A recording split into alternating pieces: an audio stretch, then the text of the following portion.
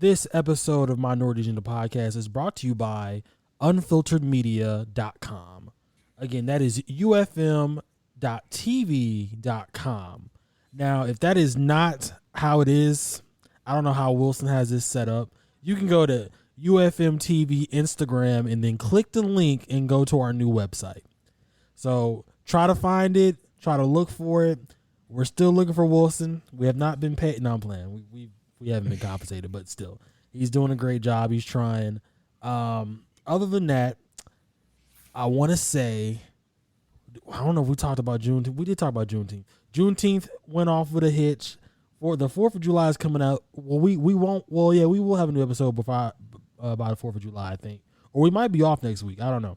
But again, enjoy this episode. It's gonna be a great episode. Now let's get into it. And here we go. Shit, I ain't gonna lie. I'm kind of disappointed, nigga. But listen here, before you drop that, before you drop this shit, let me give you some inspiration, cause you lacking, homie. That shit was trash, we gon' let them get a do-over.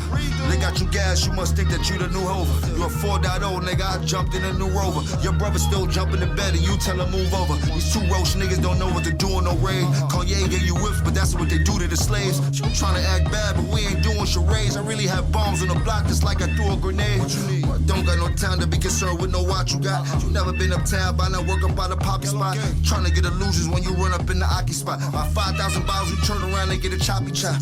I spent 500,000 down in Mazda spot. I got a $500,000 car with the bras on top. And fuck their flowers, we got roses with the stars on top. I make a toast with my jewels like a mazel tov.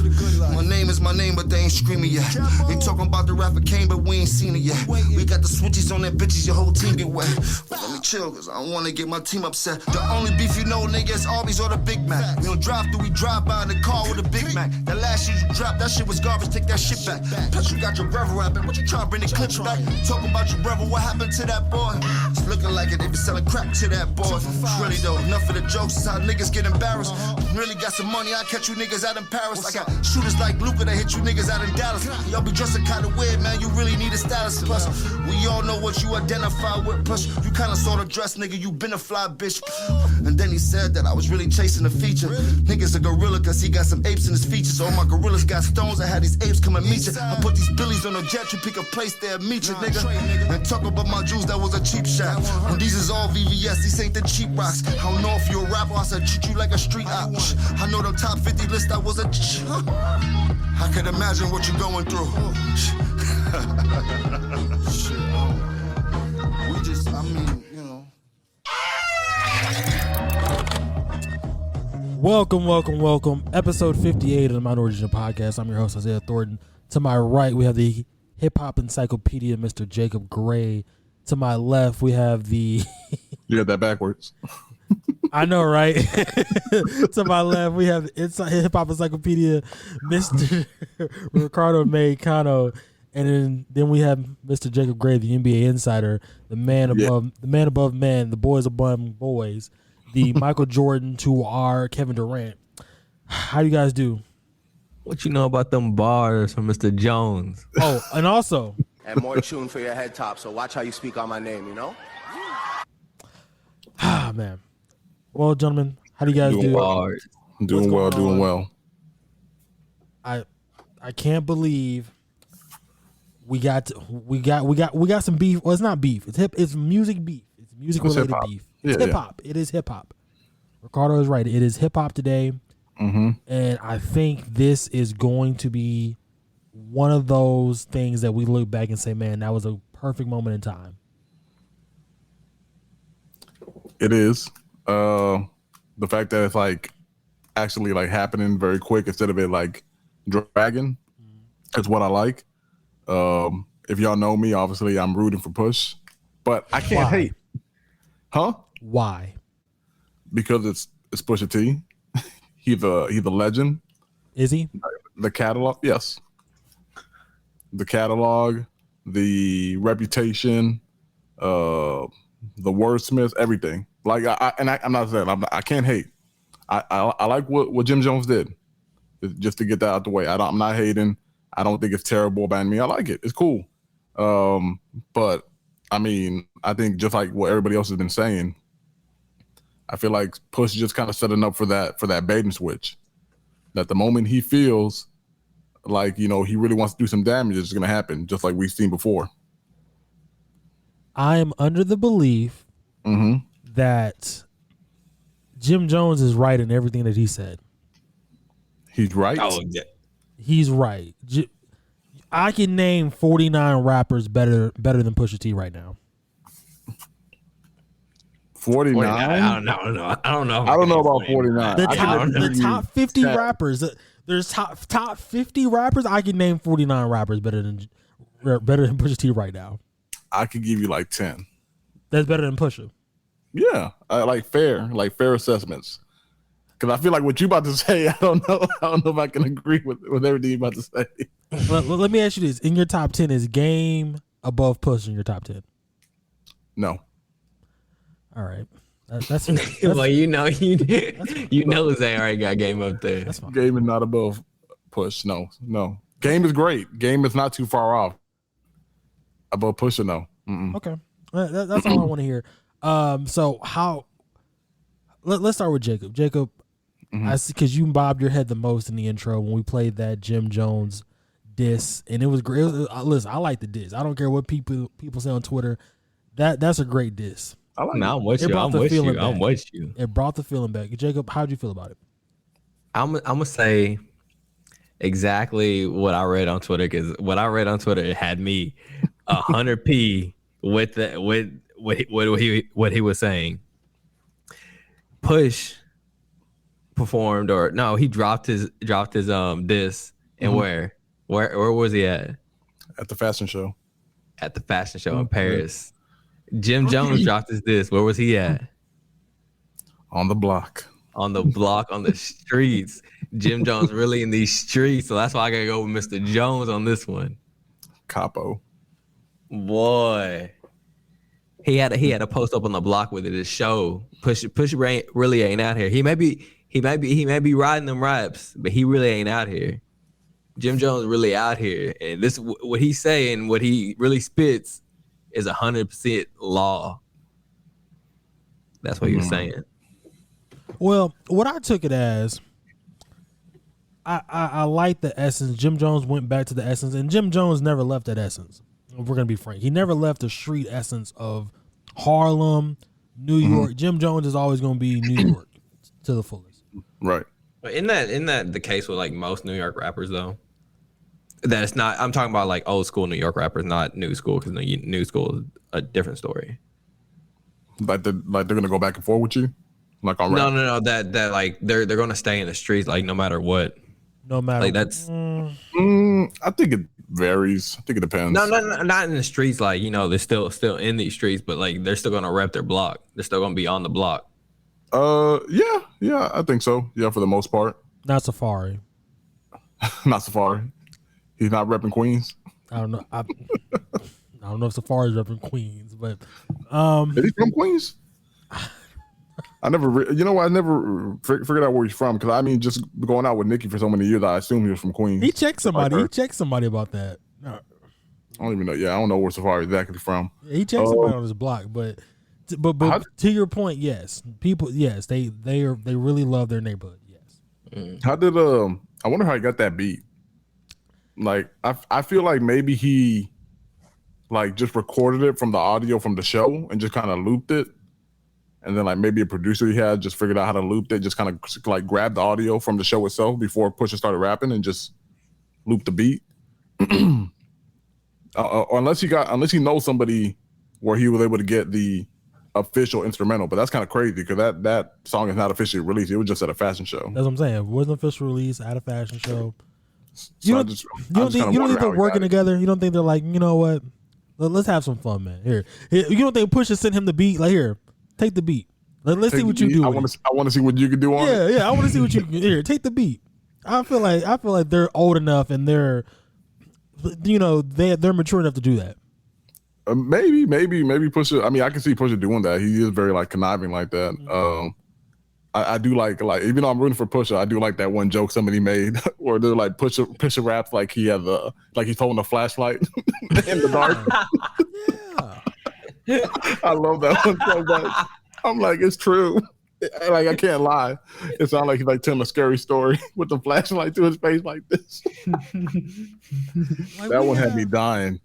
We have That is something. that's incredible. We have something that people don't realize. We have someone who is not really known to be the best rapper in their group Right. to somebody who kind of is the best rapper in their group. I don't know. There's a debate. It's a debatable.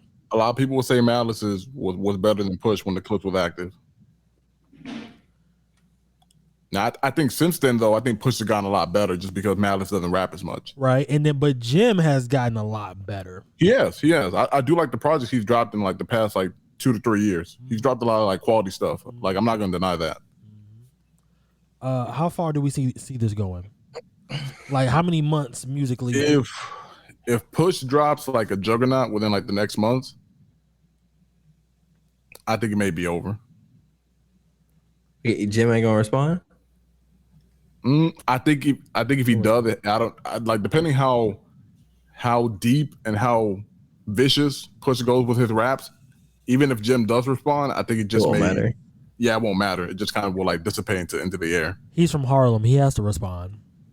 Yeah, I'm saying like I don't doubt he will, but just depending on how, if Push is able to just make a huge splash, where he like knocks the momentum up, like no matter what Jim does, it's not gonna matter after that. But there's not much you can say to Jim Jones. I mean, like if we want to get into it, I mean, like I don't know how much you know about like the whole, because I feel like what this is leading to The is Dipset like breakup? Huh? Did you talk about the Dipset breakup that happened where Jim Jones was crying on Hot 97 and all that? No, not that. From what I hear, Push is gonna go into detail about the whole wiretap thing between Jim Jones and like the Treyway Bloods. He was involved in a lot of that stuff, was allegedly, with like 6ix9ine and a lot of that went on. And people think that Push is like really gonna like go in on like why Jim is like a fraud essentially, or he has a lot of crash dummies for him, and like why he's not a good leader. I think that's what a lot of people are assuming Push is gonna like talk about. Now there is one person who can give Jim Jones a tag team, and I'm not saying he'll hop on the record, but given the information. And more tune for your head top, so watch how you speak on my name, you know? Oh man, The boy. Listen, I'm just saying the boy could call Jim like, hey, yo, Jim, what you need, man? Yeah, that would shake everything up. If Jim is able to get a Drake feature and make it a diss at the same time, that switches the momentum right there. That even the playing field.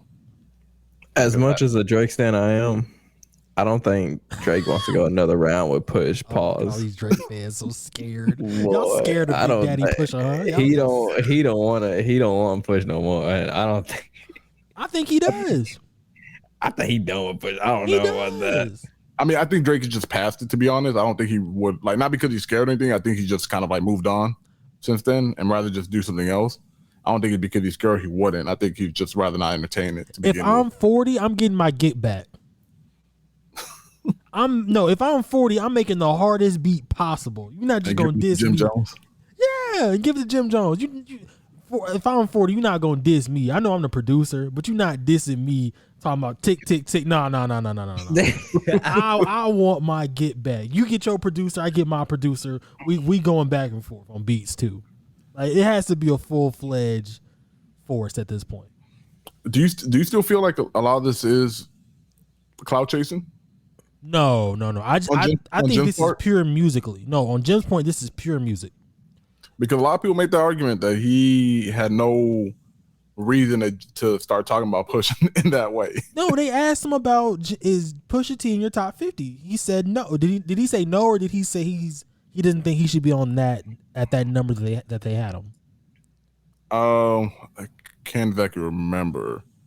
Like I understand, like if Push's not in his top 50, I think it's just the way he went about kind of like talking about Push after that, like saying like he's not relevant, and I think that's what like That's how New York people talk.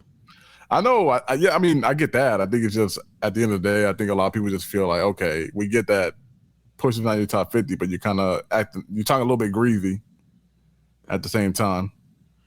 That's fair. That's fair. I don't know. I don't know. Like I feel like there's a way you can talk about other rappers and not try to like instigate something, because you see it automatically. It's obvious when somebody wants like somebody to respond or like say something. You start using certain words, you start using irrelevant, you start being like, oh, they never really did anything, stuff like that. So I'm like, people aren't dumb. It's like, we know what you're doing, Jim. Like, I don't think he's clout chasing, but at the same time, I'm like, you want some sort of like response from him, because that first happened what, 2 months ago, right? That response, like when Jim first like was on the Breakfast Club. That might have been 3 months. We could look. Was it before the Breakfast Club that he first said something, or was it on the Breakfast Club? No, it was on the Breakfast Club. Okay, I didn't know if he said anything prior to that. Yeah, that wasn't too long ago. I'm trying to think. Oh, yeah, it was like 2-3 months ago. I will tell you the months. It was 2 months ago. Right, okay. Right now, that video has 640,000 views. Okay. And then, so I'm trying to remember. Was Jim Jones in that top 50 or whatever list it was? Yes. Well, that's a Billboard one. Should have been a Billboard. Yeah, I know Billboard put out their like their greatest rapper of all time list, but theirs was more based on hits, wasn't it? Theirs wasn't like really about lyrics or anything like that. Their list more consisted of like hits, which if we're talking about hits and like charting, I mean, obviously Pusha is a bigger artist in that term than Jim Jones. Mm-hmm. Okay, no, he said Jim Jones thinks Pusha T is not a top 50 rapper. What has he done? That's all he said. If you ask me a Pusha T song, I'm gonna tell you Grinding and the Drake diss. That's it. They ain't play Pusha T in Dallas. No, they ain't play Pusha T in East Texas either. I know that for a fact. I know they ain't playing. I'm not, and I think that's where the conflict always comes, because it's like hip hop is so huge and like such a vast array of like sounds and genres or like subgenres within hip hop, that I get in some markets and some regions like you're not gonna have that big of an audience listening to Pusha T. I get that. But I don't think that takes away from like everything else a person has like done. You know? No, you have a very good point. It should not take away. But what we're used to seeing, if Pusha didn't make 106 in Park, we weren't seeing Pusha. Right. Dipset, you were gonna see Dipset. Every chance you get, you were gonna hear Dipset. You were gonna see Dipset. But Clips was out there though. You saw a lot of Clips videos back in the day. You saw Grinding. You saw Wamp Wamp. You saw Mr. Me Too. What happened to that boy with a feature? But still Clips. Yeah, the Birdman song. But yeah. Okay, so that's three. That's three Pusha songs I know. Yeah, Cot Damn. What else? I'm trying to think of Clips right now, because more people remember Clips, just because of like how involved Pharrell was with all that. Then like Pusha once he went solo, because Pusha for a while was like vastly independent when he first came out with the Fear God mixtapes with the Wrath of Cain. And then like, obviously like Clips after Hell Hath No Fury or till the Casket dropped, they went on their mixtape run with the re-up. We got it for the Cheap series, and that was big in the streets. But it wasn't hitting everywhere. Like I understand, like we got it for the Cheap, wasn't like as predominant in the South, like a Trap or Die or like Gucci's mixtape run or Wayne mixtape run was down here. So let's see. We have Jim Jones. We have Pusha. Was that round one? I don't know if that was round one, because that technically wasn't a full song by Pusha. It was just a verse. Yeah, it was with some bars. I would consider it round one. You consider that round one? I would. So just all right. So Jim's up 1-0. Or what? Or do you want to? Okay, if you're looking at it from that point of view, then Jim Jones responding is the start of round one. We're still in the middle of it, I guess. Yeah, no. Jim is gonna win that round regardless because you know why? I'm still broke. So when you play a diss track at a fashion show, I don't know what that means. I ain't never wore Louis Vuitton. I don't plan to. Yeah. I ain't. You see what I'm saying? Well, half them folks in that crowd didn't know what he was talking about. I think it was strategic though. I think that was kind of the point. It was kind of like, look, I'm about to show up to this like super, super high fashion event. There's a lot of celebrities here, a lot of rappers here. Jay-Z was there. He had a lot of people in the crowd. That's it. The only person who's gonna know is Hov. No, but still, what I'm saying, like, and you can see, like, you can see people's like reaction in the crowd. You can see Hov kind of like looking, like, kind of like listening, like, oh, damn, like he actually dropped this during the fashion show. This is strange. Like, I think it was like strategic in that sense, and obviously like Push and Malice are walking the runway too, and you got his own song playing, and then like I don't know. I think like if you want to talk about like symbolism and like being strategic, he's like showing like Jim, like look where I'm at, look where I'm playing a diss song for you at this fashion show, and I got all these people listening. And then Jim took it back to the block. No, take me to the block each time. He did take it back to the block. Take me to the block each time. Shout out Only for Shooters. Yeah. You know what Jim should have did? They should have took that to a basketball game in Harlem. And while they were playing basketball in the background, that would have been hard. That would have been hard. That would be crazy. So I respect it. I guess we'll go Ricardo. This is round one. We don't have a winner yet, but that was round one. I expect Pusha T to respond. I give him 48 hours. As of now? Well, you're right. I give him 48 more hours. So when did he drop the diss? That was like over the weekend, wasn't it? Yeah, was that Monday? Was it Monday? I thought it was. I thought it was either Sunday or Monday. Yeah, it might have been Sunday or Monday. But no, we will be on the lookout. I think that's going to be a great battle musically. Nothing physical. No, we don't. Yeah. Obviously, yeah. Nothing. No physical altercation should come about this. They too old to have a boxing match at this point. Strictly music. Yeah. What's next on our docket? The BET Awards. BET Awards, and along with that, the whole little Uzi and JT thing that happened along the way. All right. Well, besides me, did anybody else watch it? I've seen certain clips, but I did not watch the whole thing. Oh, so you don't watch the full show live? I don't have BET. I do not. Oh, okay. Well, like me, I went and made a BET Plus account for 24 hours. Just to watch it? Just to watch it, yeah. Okay. I no longer have BET. But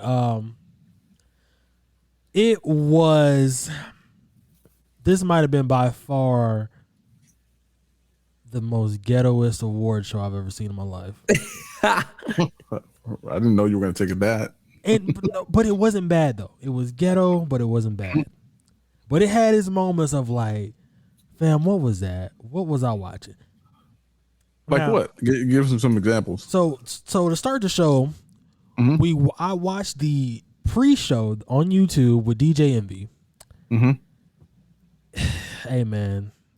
It wasn't Envy's problem. It was BET's problem. BET was trying to mute the mic between Envy and live TV. Okay. So Envy's show was only on YouTube. It's uncensored and everything else, so you can cuss on there and all that. That's the Envy show. But they were also running production side for the real live TV. And they kept muting each other. In a sense, they kept muting each other, so it was really, really bad. But wow. Envy did a really amazing job on it. He got into some questions with Key Glock and Fat Joe were there. Envy asked Fat Joe, "Hey, Fat Joe, how'd you like the NBA draft?" And then Fat Joe just walked away because he knew what he was going to talk about with Grady Dick. It just, but that was the intro, or that was the intro to the ghettoishness.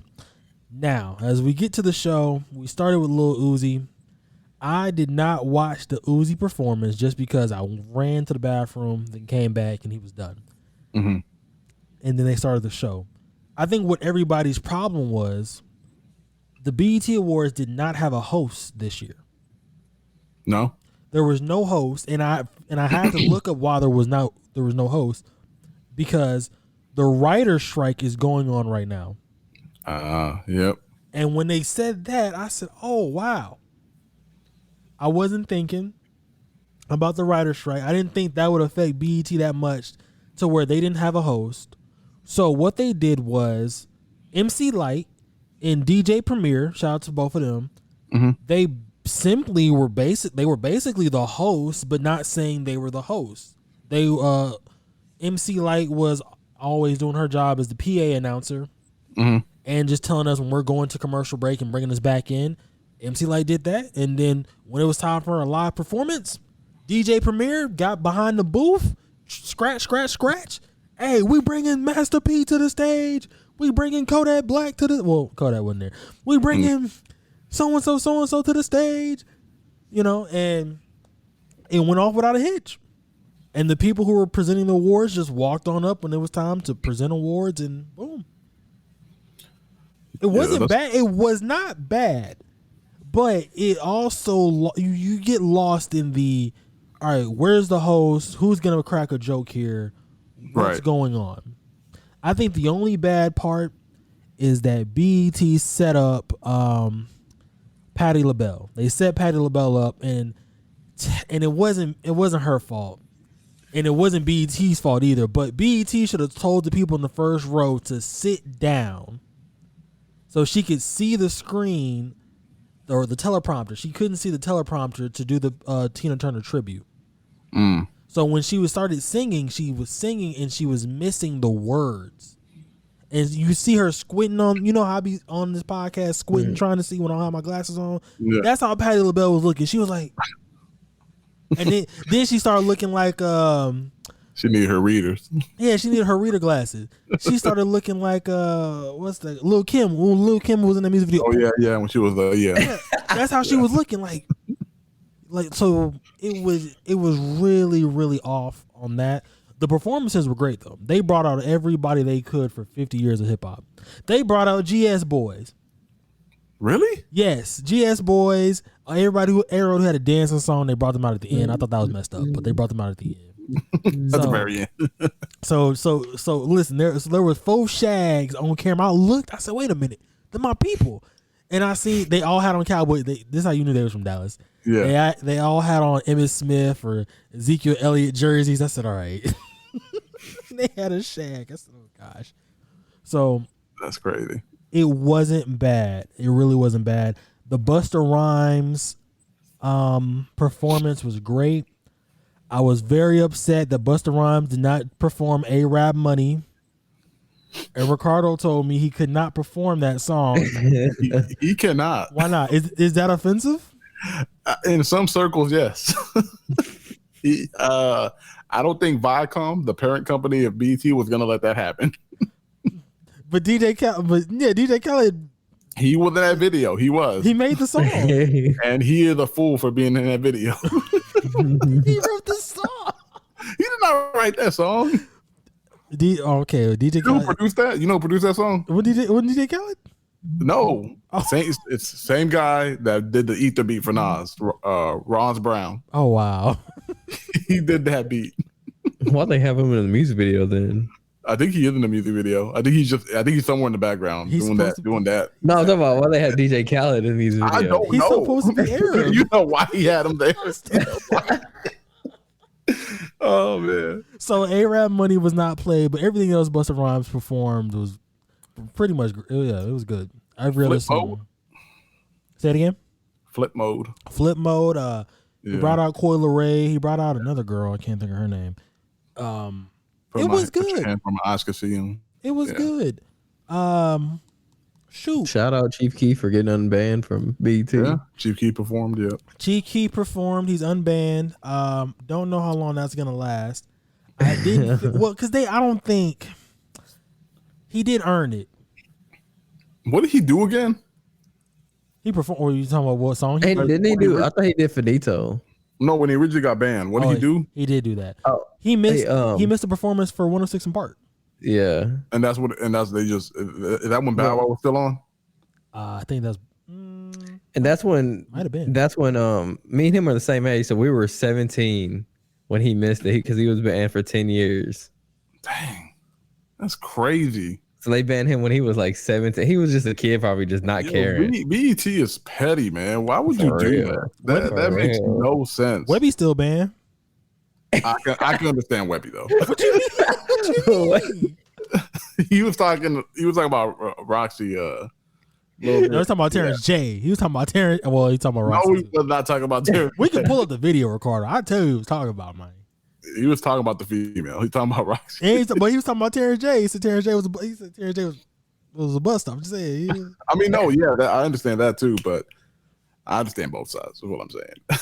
I don't think for your head top, so watch how you speak on my name, you know? Webby don't care though. I feel like Webby just kind of like walked into this like reality of being a rap star sometimes. You know, he walked in like Doctor Strange and like just, you know, with a rapper and just like kind of exist in this world that he shouldn't. Because like Webby is not your like traditional rapper. He can't do award shows. He cannot do stuff like that. Like Webby is like he's so like, I realize how country and like simple Webby was when that Breakfast Club performance, when that Breakfast Club interview dropped, when he was talking about how he was gonna buy his kids like school supplies for school, and like, because I think Angela asked him like what kind of clothes you're gonna get your kids for school, and like, I'm just gonna get some pencils. And like and he said like them kids need to stop wetting the bed or something like that. Like, he is such a simple man. And I say that with like all the respect, but he's such a simple, like normal guy that like being a rap star is like he's like oblivious to it. He does not care about that at all. It's just money and hey, like, are my people good? And that's pretty much it. But I like one Webby video on TikTok, and now my whole For You pages is Webby. Mm-hmm. Him yelling at his wife, him trying to play golf with his wife. That boy is hilarious.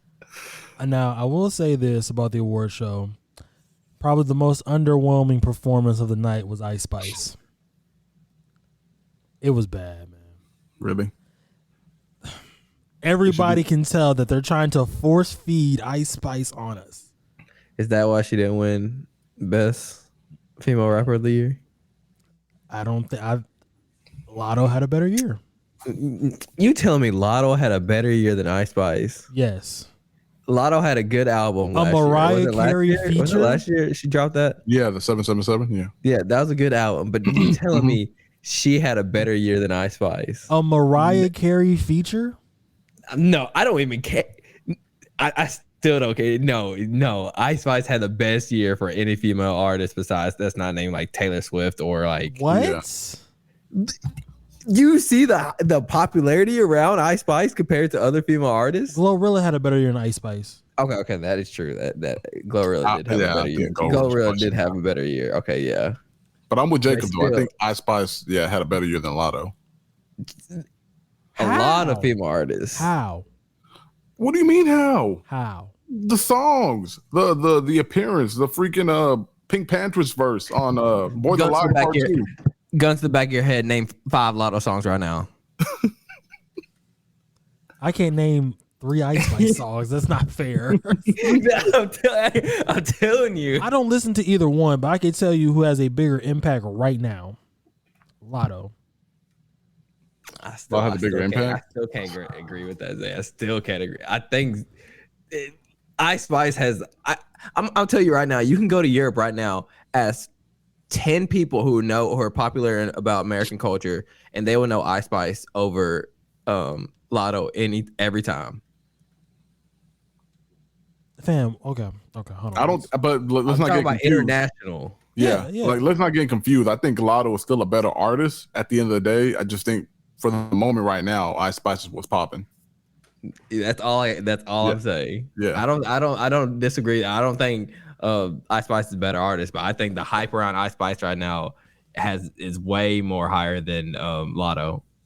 Yeah. It's kind of like like Ice Spice like kind of run right now reminds me of like when Doja Cat first popped off, of like how crazy that was with the whole Mood was Juicy, and then eventually with Say So. Like that kind of, it's kind of reminding me of that kind of run. Okay, so let's just name the category that Lotto won. Best female hip hop artist. In this category was Glorilla, Cardi B, Coi Leray, Ice Spice, Meg Thee Stallion, and Nicki. Why is Cardi B in there? What you mean? She didn't do nothing last year. She besides a couple features. She did Let's talk features. facts. Like that's not enough. Yeah, that's not enough. Features That's not aren't enough. enough. It's guys. It's BET. I get it, but it's just, I don't know, man. Like I always, when I see people like that in those categories, I'm like, why do you feel like it's like almost like a charity nomination? It's like she didn't do nothing last year. So who do you want to replace Cardi with? If you would put like Lizzo up there, I would have been fine. Female hip hop. Oh yeah, you're right. If it's hip hop, if that Maybe you category, put what's that one girl's name? K Carbon. Oh yeah, no, I was gonna say the Tia girl. I don't know. Tia. They could have put Enchanting up there. The one that did Freaky T. Yeah, Yeah, she had a couple other songs too, didn't she? yeah. She's more like, I don't know why do I want to say T. Leroy? Her name is not that. I just feel like when it comes to female artists, it's always the bigger. If you're not big, you're not gonna get any love. Nah, Tia Corinne, that's her name. Yeah. I mean, her. What's that one rapper that did the song with J. Cole? London, the Bia, right? Bia's her name. Yeah, Bia. Yeah, I feel like she maybe would have been a good replacement for Cardi. She was on the Busta Rhymes performance. Oh, she was. Yeah, Okay. he brought her out. Okay. But Busta Rhymes showed a lot of love, lots and lots of love. He dapped up Sauce Walker in the crowd. I don't know if anybody else saw that, but Sauce Walker was there. He was in the crowd. Sauce Walker was in the crowd. So Boosie was there. and Boosie was there. So Ricardo, now it's time. Now it's time to have our little discussion. When is BET gonna show Texas some respect? They haven't done it since. They haven't done it in a long time. It's been a long time. It's been a long time. What do you mean by respect? Because I mean, We got at this Sauce. point, We got Big X. We got Trap Boy. We had Mo 3. They still ain't said RIP to Mo 3. they didn't do like a little like No. you know how the Grammy has like they do like a little like moment for people that like passed within the past year. And It they'll was show, like, it was their during face. COVID. They canceled the whole award show. They still ain't said RIP Mo 3. And look at Jake. Jacob know I'm telling the truth. He like, For real. I don't know. I mean, does BET even carry weight like that anymore? Like, do you care if they mention, like, besides the award show, do you care if they're like talking about the rappers you like? no, but I don't care for the Grammys either. So when people tell me about, oh, well, he has a Grammy, I'm like, okay, that doesn't mean much to me, but Right. you know, But the BET Awards, you think it's important? I think from a cultural standpoint, if it's Yeah, I was gonna say if it's Black for culture, us it is. by us, yes. Yeah. And Tyler Perry just went back and bought BET. You did. Yes, this should mean something in some aspect. So I when, get that. so when I Did you- see people, Hey, when you, oh, go ahead. I was gonna ask you when you were growing up, did you watch the BET Awards with your mom? Every chance I got, yes, You know, I watched it with my mom. It's like it's important in the black culture. yes. Yeah. I remember when T.I. had Bring 'Em Out. I've never seen my mom dance so hard on the floor. When Bring 'Em Out came out and T.I. performed it, it was hilarious, hilarious. So yes, in the black people used to have cookouts for this type of stuff. Yeah. So I think there should be some type of importance to it, some relevancy to it.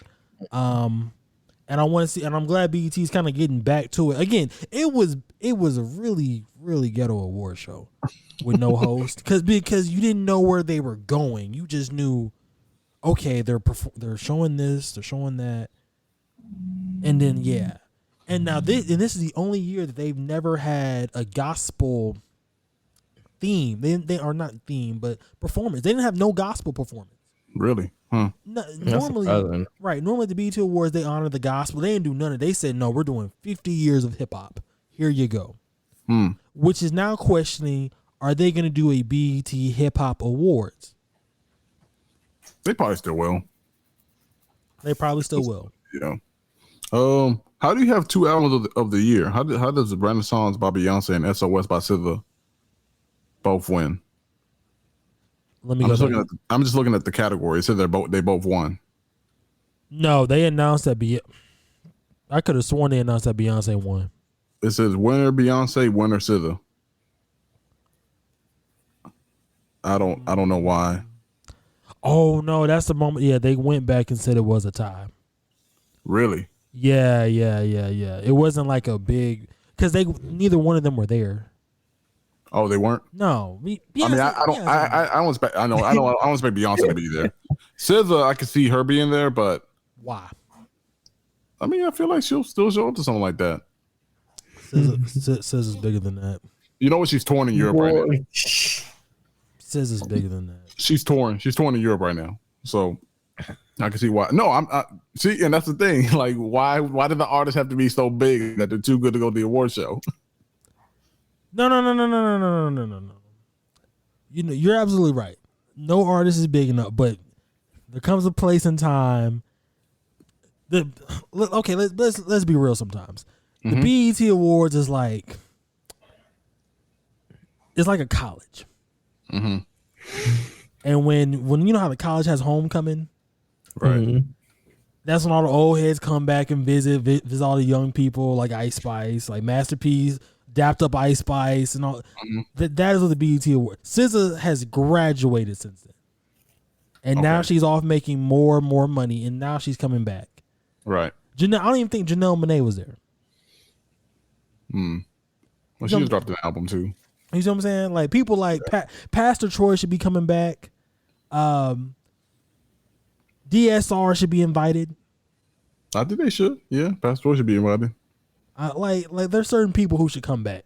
All the people that they brought back, I'm glad they were there to bring them back. Who is Coco Jones? Coco Jones, I just had to learn that too. Coco Jones plays Hillary Branks on the new Fresh Prince of Bel-Air TV show. Okay. She looked familiar. And she also, I just found out she made music. But I've been listening to her song on the radio since I've been Lyft driving. She's really pretty, but I don't know how she won over Glorilla. And what? Best new artist. Oh, no. Coco Jones can go. Really? Over Glorilla? And you go hard for Glorilla. How? What? Because, well... you just found out about Coco Jones.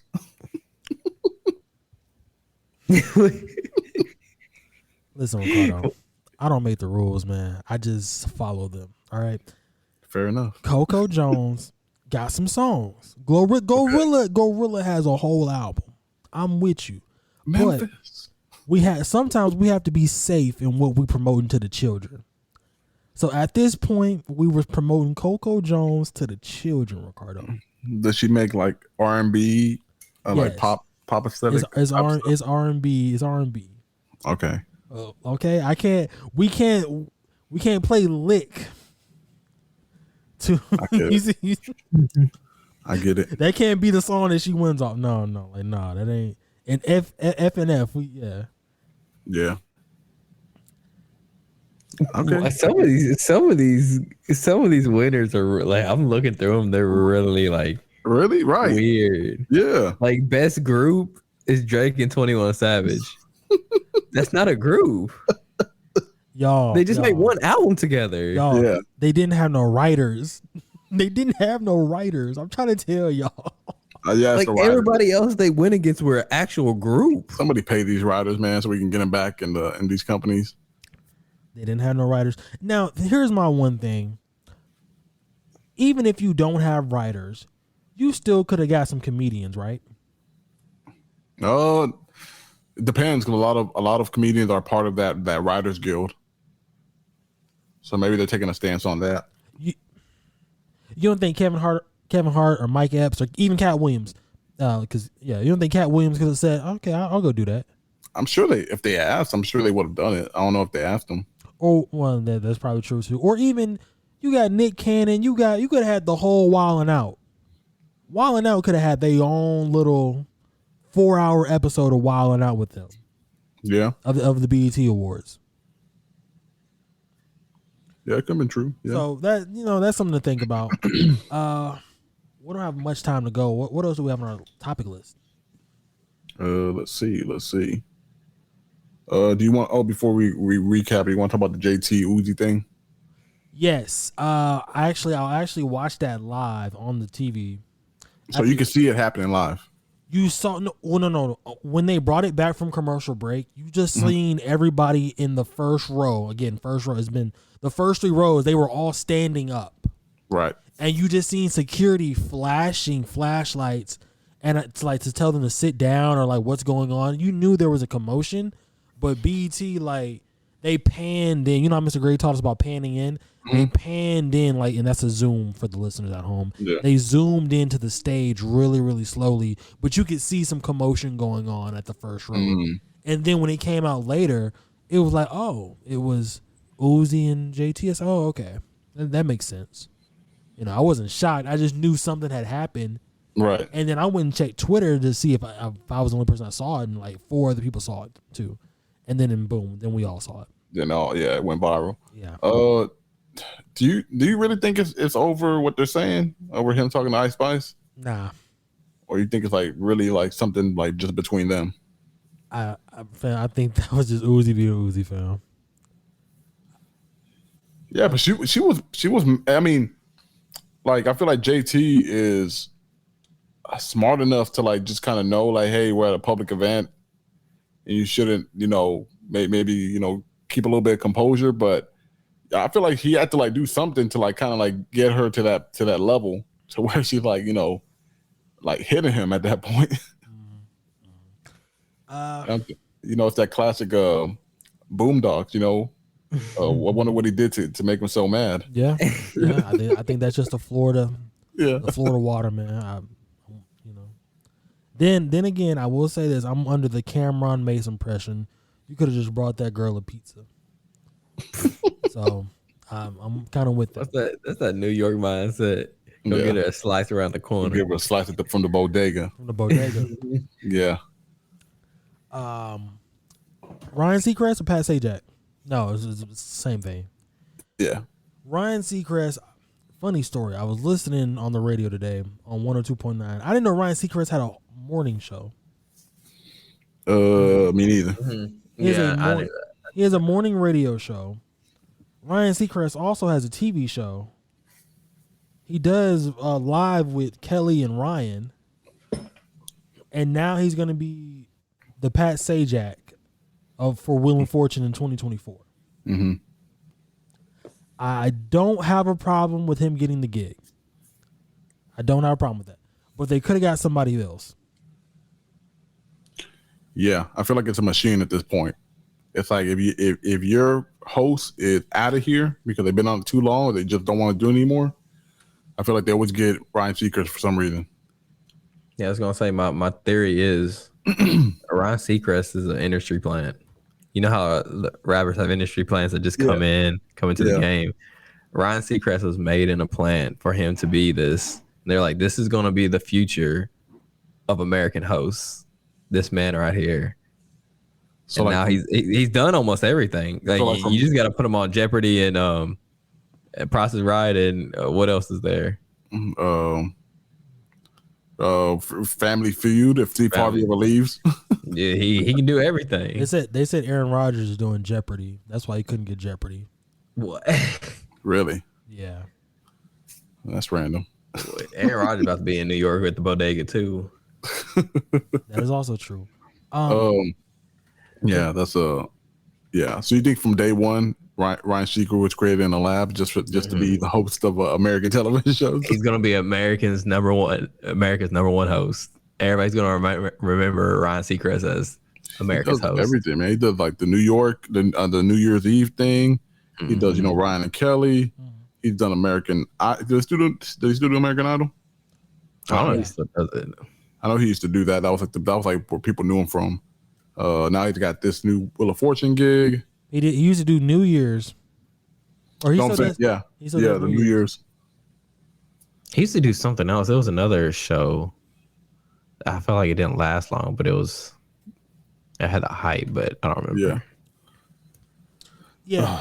So, folks, this is a list of people I think should be on as the Wheel of Fortune host. You really made a list. I made a list. Dang. At number one, well, not number one. Should we go from 5 to 1?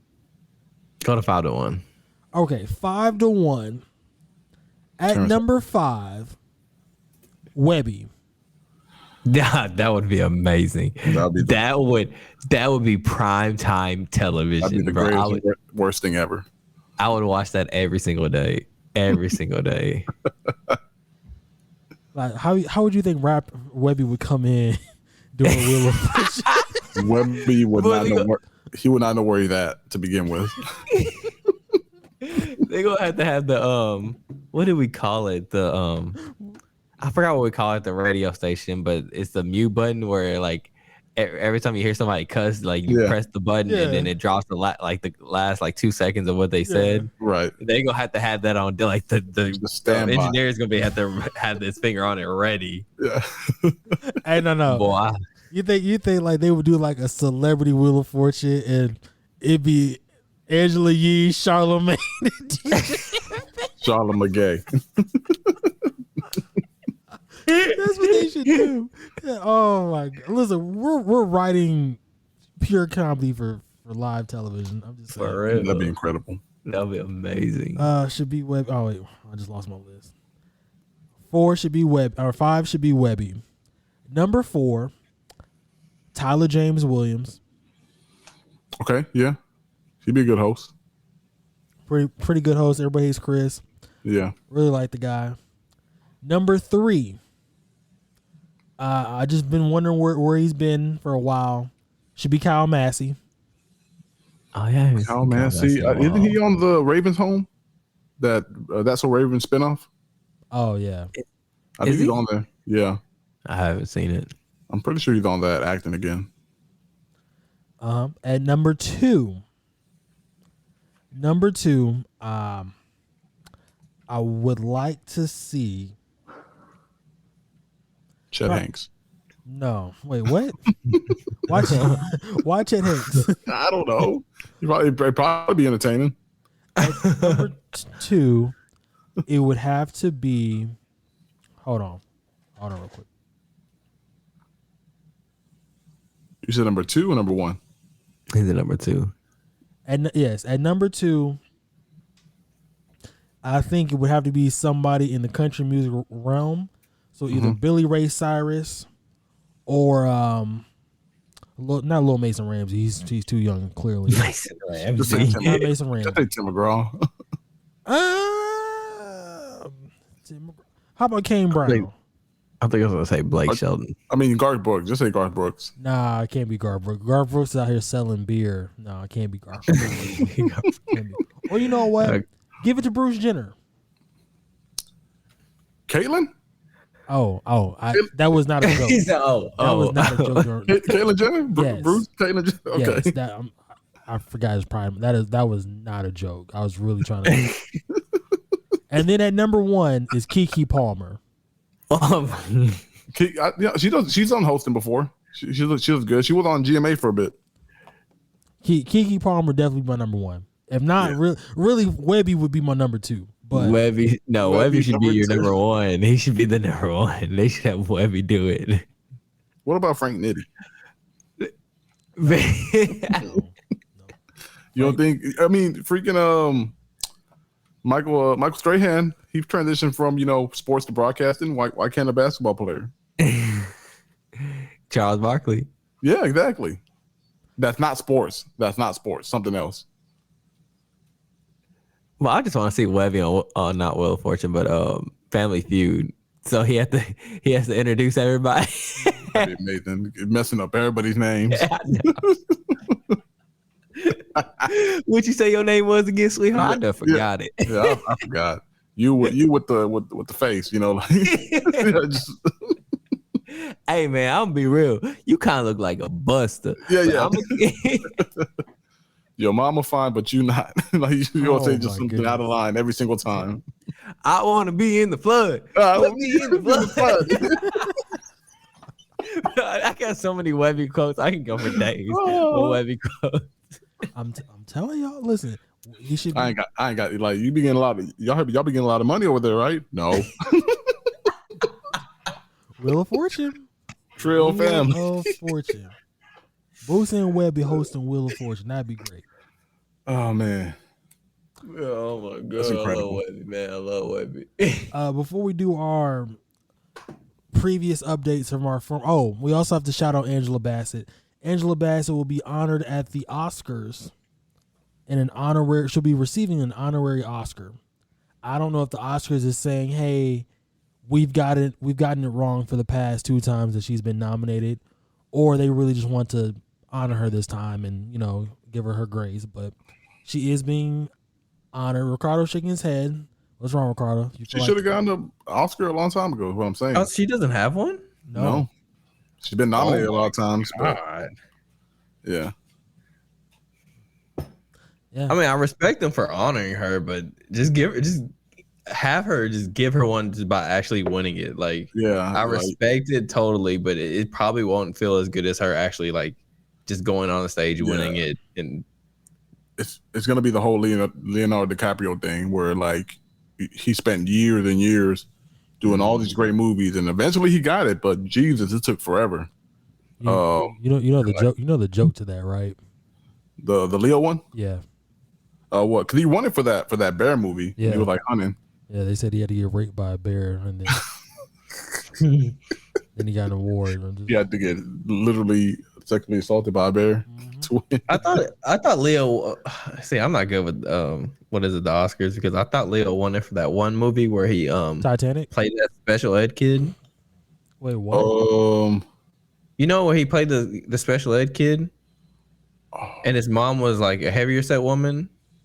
No, I don't remember. It's when he was younger, as his younger self. Like young Leo. Yeah, it was young Leo. I thought he got awarded for that, but I'm not good at Oscars and awards and stuff like that. No, the first one he won was for The Revenant, the one with the bear. See that 90s. That's what he looked like in that movie. Yeah, that one. That movie. What's Eating Gilbert? Yeah. Okay, yeah. I know what you're talking about. See, I thought he won an award for that movie. No, The Revenant was the first one. That's why it was such a big deal when he finally won it. Oh, because people thought he was going to get it for Great Gatsby. They thought he was going to get it for Django Unchained. Yeah, bro. Never got it. That movie right there with Johnny Depp and Leo. That's a good movie. Yeah, I forgot about this one. Mm-hmm. They acted really good. Webby Wheel of Fortune. What is going on? You ain't about to find no Webby clips. You need a YouTube Webby flood. Cause I want to be in the flood. Put me in the flood. Every time that comes out, I just laugh so hard. Let me borrow some money, Webby. I ain't got no money. Oh, that's the long version. Webby has had the same haircut for like 15 years. For real. Shoot. What was I gonna say? Because Jacob brought up a point. What'd you just say, man? You brought it not About what? Not the Webby thing. Leonardo DiCaprio. Leonardo DiCaprio. Great actor. Great actor. Titanic. Great movie. Yeah. Netflix is petty. Wow. They put that. They added it now. Oh, dang. They've added Titanic. They know what they're doing. Yeah, they know exactly what they're doing. They are trash. Great company. You gotta be fast on your feet. Lastly, let's see. Hold on. I'm checking our group chat to see what Ricardo said. You said... Oh, Casanova. You want to talk about that real quick? Yes, 15. Casanova was sentenced to 15 years in prison. I don't know if that is time served. I don't know if they're giving him time served for that.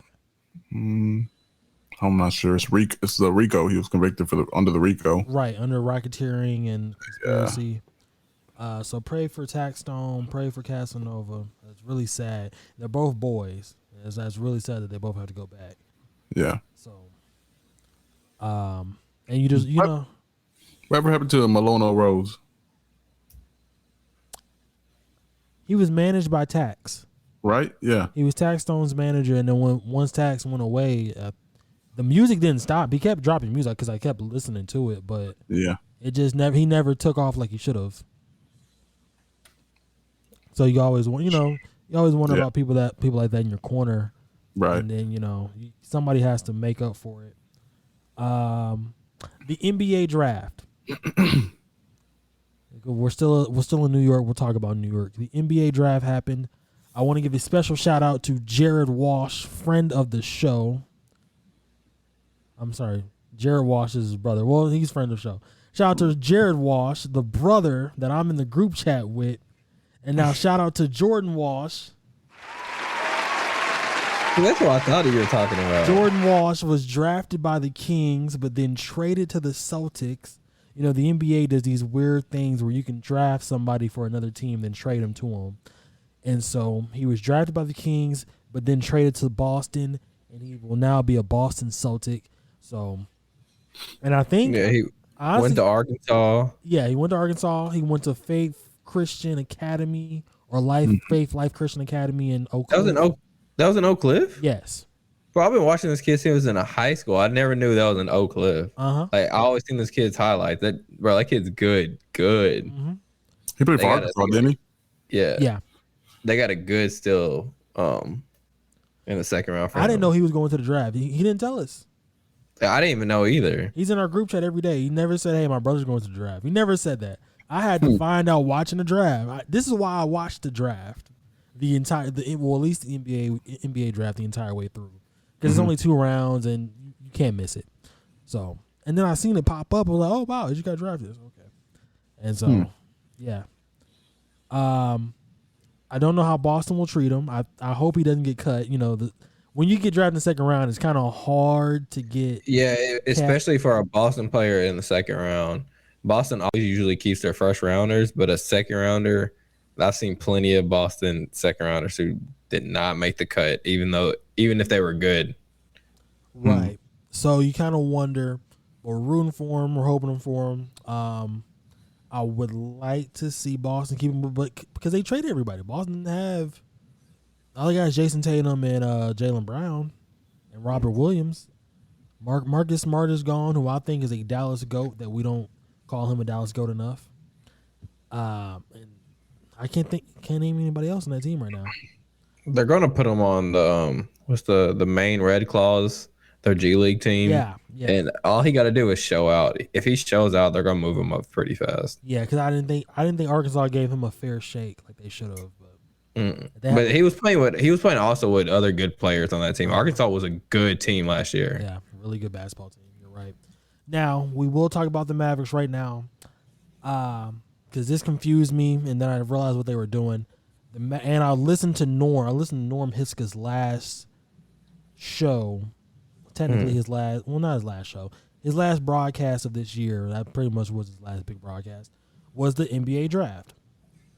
And so it was Norm, it was Mark Followell, Marquee, and the rest of the guys that they have on there. Shout out to those guys. I don't remember your names. No offense, but probably no, I'm forgetting his name now. I'm blanking on it. Justin and yeah. I forgot the other guy's name. Okay, we're going. But yeah, it was Norm's last draft until next year, but Norm and those guys did a great job. So I was watching them on mute. I was watching the NBA draft on mute, and it had Norm and them on the background. And so when they got to the Mavericks pick, the Mavericks had traded the 10th pick to the 12th pick. And when you go on to Twitter, this upsetted a lot of people. Yeah. Because they said, well, what was the purpose of you tanking the past 2 weeks? And Jacob looks like he's ready to blow a gasket right now. Tanking the last 2 weeks or 3 weeks of the season just to trade back And because No, I completely understood it. Like we had to get off that Bertans contract, no matter like what it was. And nobody was going to take Bertans except probably like a few teams. And we're lucky that the Thunder took it. And either way, even if we had the 10th pick, we were going to pick Derek Lively with it. So that's what like people don't get. People thought like, hey, maybe if we had the 10th pick, we would have kept Kaysen, or we would have picked another player. But that's not what it was. If we had a 10th pick, we would never traded. It still would have been Derek Lively either way. But however, we got Derek Lively, who we were going to get, and we got off the Bertans contract, which is amazing. And with that trade exception, we ended up getting Rashawn Holmes, who is a good perimeter defender, and the 20 whatever Omax was, 24th, 26th pick, whatever what he was. I like Omax. Or 28. And I love Omax too. That's a good perimeter defender. We got for moving back 2 spots, we got 3 good players that can play on our lineup. I say that's a win. That is a win for the Mavericks that day. You saved $17 million. That's a win. I don't understand. I went on Twitter thinking everybody's gonna be like me, thinking like me, but I saw like you. People were mad, and I took it at face value. Like, hey, bro, this is what we need. As long as we get some good free agents and we re-sign Kyrie, it's gonna look good for the Mavericks this year. Now let's go back a few picks. At number 1, we had Victor Wembanyama. At number 2, we had Brandon Miller. And 3, we had Scoot Henderson. What is your recap of the top 3? I guess. It's gonna be like, so Portland is always known for being, when they're number 2, they make bad picks. But since they're number 3, they got not a steal because it's 3, but they got a great player in Scoot Henderson, which they're probably ecstatic about because I'd rather have Scoot Henderson than Brandon Miller. But if I don't ever know what's going on in Michael Jordan's head. Like, Michael Jordan understands the game. He knows how the game should be played. But he's like, you know what? I want to get fit instead of getting the best player available, which you should never do. You should never pick for fit rather than the best player available. Because either if you get the best player available, you could trade him along the line and get another player that fits, probably even a better player. But you're just drafting, hoping this player is going to turn out to fit with your team and going to be either a good all-star, or because he's not going to me, Brandon Miller is not going to be better than LaMelo Ball. And for the Trailblazers to pick Scoot, I think they're fine with trading away Damian Lillard. Like, it's easy. Like, you have your future now. All you have to do, if you're the Trailblazers, is either pick between trading away Dame or trading away multiple assets that you have right now to build that team up. And they're in a tough spot. And Dame said just yesterday that he's going to wait to see what they do in free agency.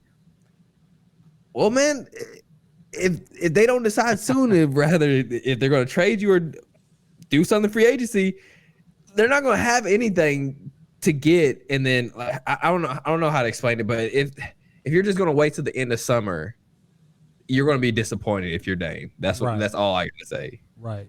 Let me ask you this. There's a rumor right now, because I heard it on the ticket earlier today, the Mavericks we're talking about getting DeAndre Ayton from the Suns. Yeah, I would just have to see the package before I know, like, say, oh, that's good or that's bad. Like, I would just have to see the package. If it's Tim Hardaway or Reggie Bullock or JaVale McGee, I'm fine.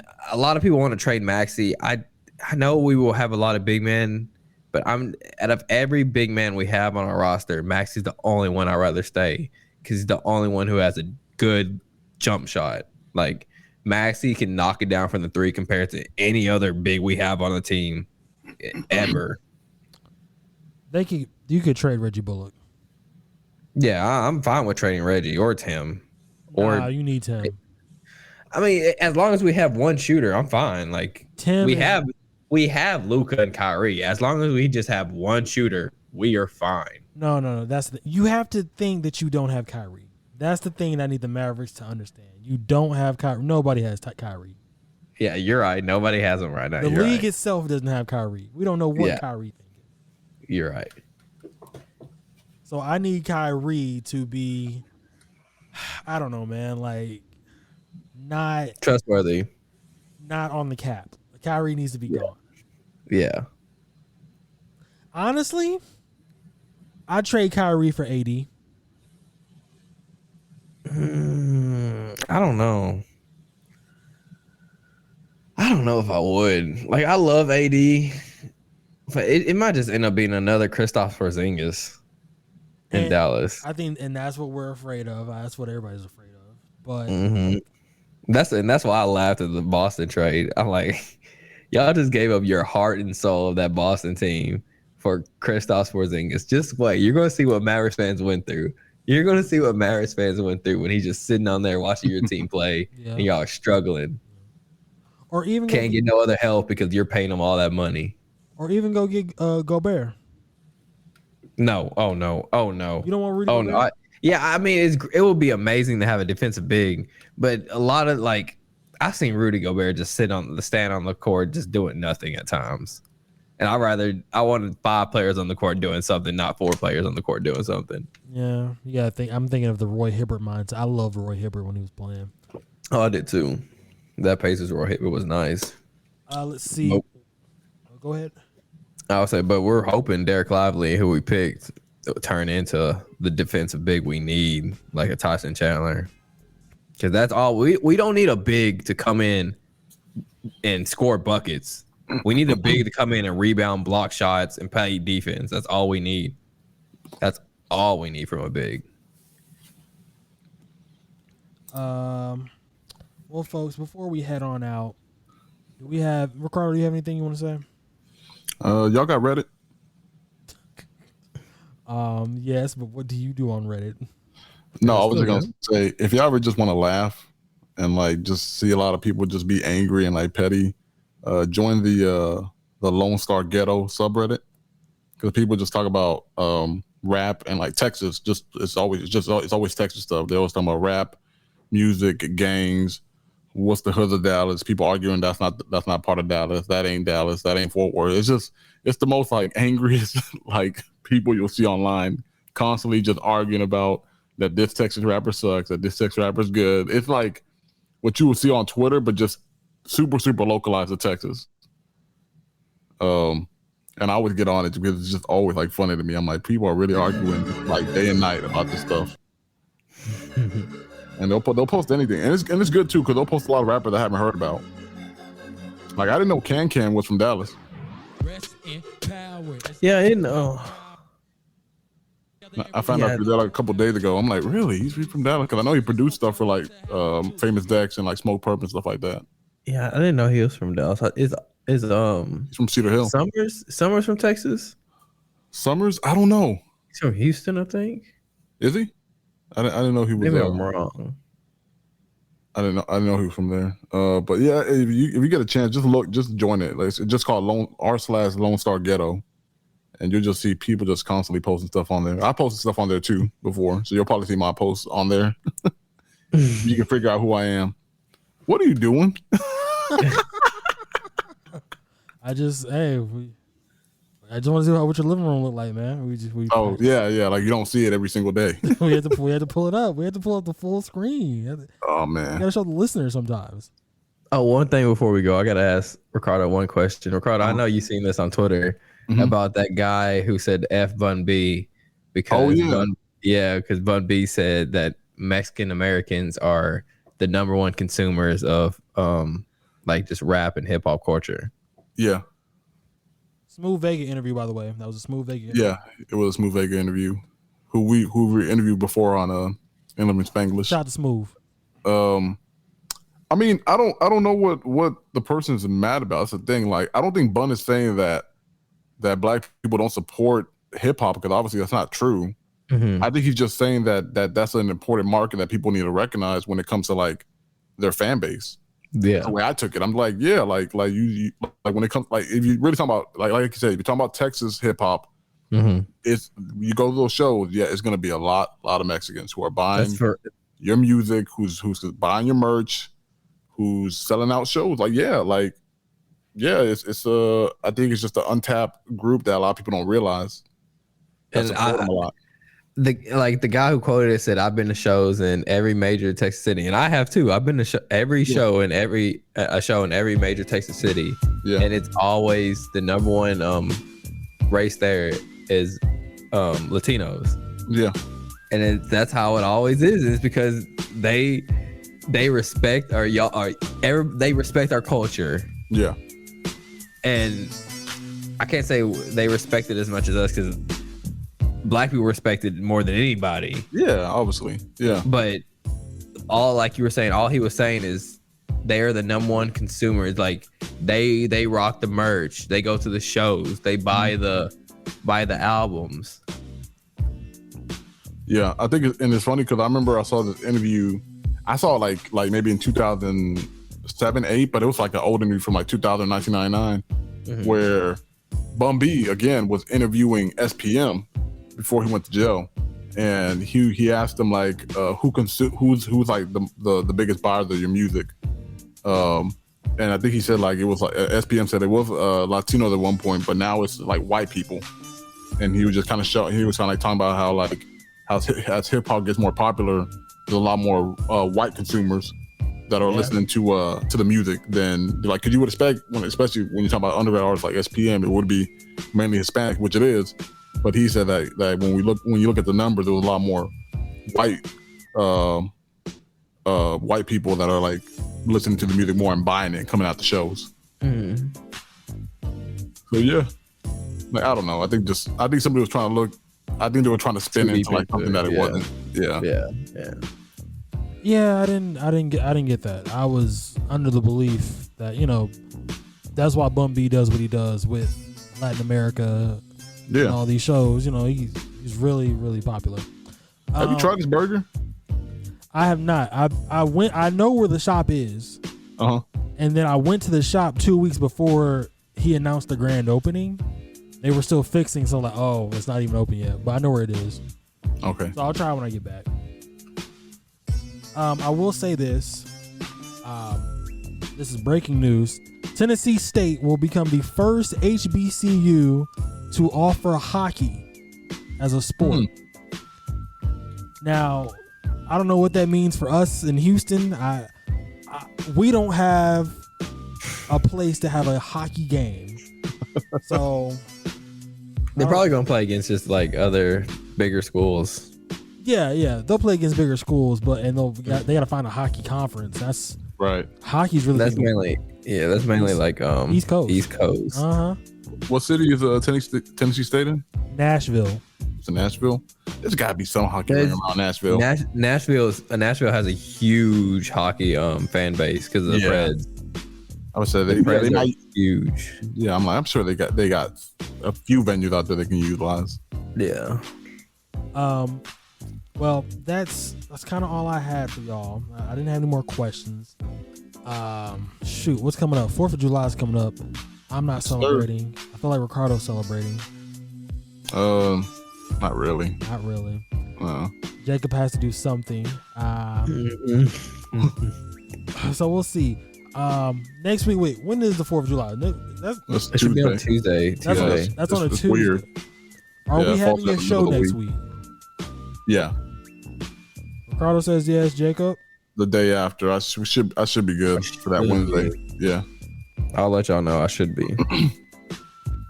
Okay, so July 5th, we will be back.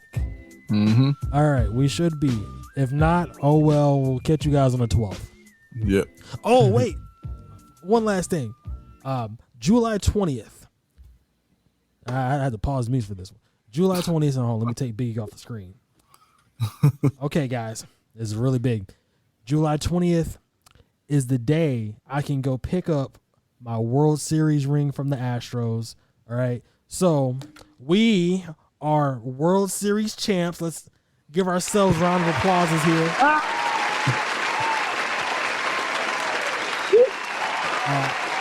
Turn it off, Jacob. We gotta find the because you worked at the ticket. I gotta find the hell yeah drop. Hell yeah, Yeah. I gotta find that drop. I need you to find that for me. But yeah. So we'll be World Series champs July 20th. That's a Thursday, so I'll have another show the day before that show. I'll probably ask you guys, how should I walk in, and then you're like, yo, where's my ring, or should I just like come with a pimp cane, or we'll see. But Ricardo, go ahead, take us away. I already know. Hold on. gotta collect my thoughts. I was zoned out for a minute. Gotta. Yeah. You already know what it was. We're not black, we're not white. We're something in the middle. This is Minority Agenda Podcast, and we are out. And more tune for your head top, so watch how you speak on my name, you know?